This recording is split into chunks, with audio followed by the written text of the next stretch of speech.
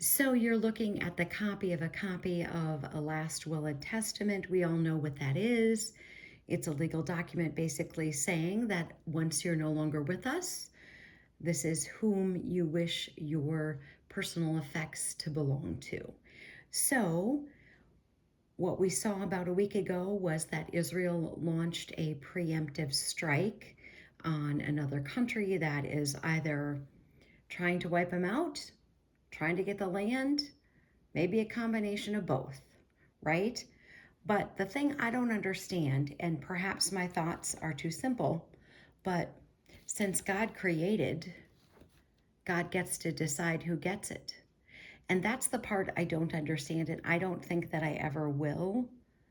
So think about any famous celebrity that you can think of that you don't know personally. When this famous celebrity passes away, you're not named in their will. People aren't going to protest that. You have no claim to it. You are not an heir. But yet, we have this land that Israel sits on that all kinds of people think they could have.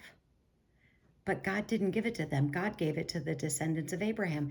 And perhaps my thought process is just so simple, but I think if we were all reading the same Bible and all had the same awe and fear of God's word, I think we'd all have that same approach. God said they get it. God created. It is his to do with what he wants. And this is who he said gets it. So in Genesis 12, verse 1, now the Lord had said to Abram, now get out of your country, from your family, and from your father's house to a land that I will show you. Then it goes on to say in verse 6, so they came to the land of Canaan. Abram passed through the land to the place of Shechem. And then it goes on to say, then the Lord appeared to Abram and said, go to your descendants, I give this land. God gave it to him. Since God created, he can do with what he wants, right? So, like I said, maybe my thought process is just too simple, but we're going to go on to Genesis 15, and this is verse 18. Here's what it says. On the same day, the Lord made a covenant with Abram, saying, to your descendants I have given this land. From the river of Egypt to the great river, the river Euphrates, the Kenites, the Kezanites, the Kadmonites, the Hittites, the Perizzites, the Rephaim, the Amorites, the Canaanites, the Girgashites, the Jebusites.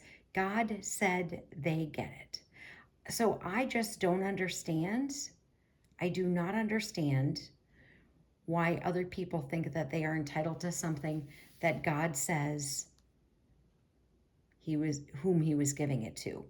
In Genesis 17, verse 7, and I will establish my covenant between me and you and your descendants after you in their generations for an everlasting covenant to be God to you and your descendants after you. Also, I give you and your descendants after you the land in which you are a stranger, all the land of Canaan as an everlasting possession, and I will be their God.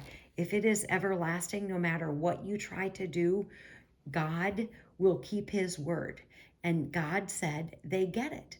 So just as you're not going to protest the will of some famous celebrity that you don't even know that you're not related to because you're not an heir, if you're not an heir, it isn't yours. Maybe my thought process is too simple, but that is truly what I think. God created, God decided, he said they get it. I'm not an heir. Armor up. We ride at dawn. May God bless you as always. Have a great day.